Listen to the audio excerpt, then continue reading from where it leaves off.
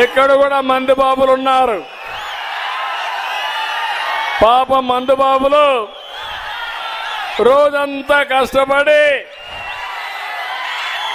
సాయంత్రం అయితే ఒక పెగ్గేసుకొని కష్టాన్ని మర్చిపోయి నిద్రపోవాలనుకుంటారు. మీ బలహీనత సైకో పట్టేశాడు.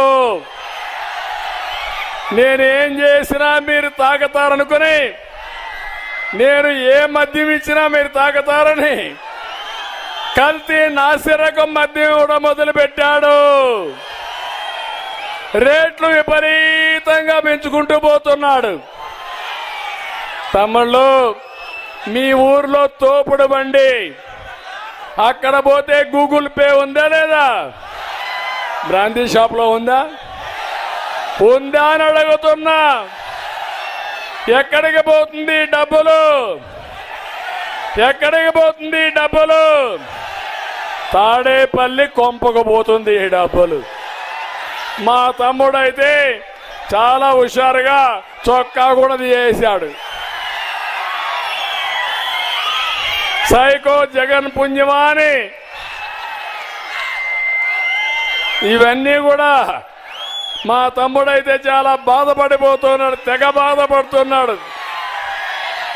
అన్నయ్య, నువ్వు తొందరలో వచ్చేయాలా, నా ధర తగ్గించేయాలా, లేకపోతే నాసిరకం కాకుండా మంచి మంది ఇవ్వాలని మా తమ్ముడైతే తెగ బాధపడిపోతున్నాడు. నేను అడుగుతున్నా, నువ్వు తాగి 10 మందికి చెప్పాలా ఈ సైకో జగన్ కథ. ఒక్కొక్కరు 100 మందికి చెప్పాలి. కుటుంబాలు నాశనం చేసి వ్యక్తిని చిత్తుగా ఓడించే బాధ్యత తమ్ముళ్ళు మీరు తీసుకోవాలని నేను కోరుతున్నా. నేను అడుగుతున్నా, కదిర్లో ఇసుక దొరుకుతా ఉందా మీకు? భవన నిర్మాణ కార్మికులకు పనుందా మీకు?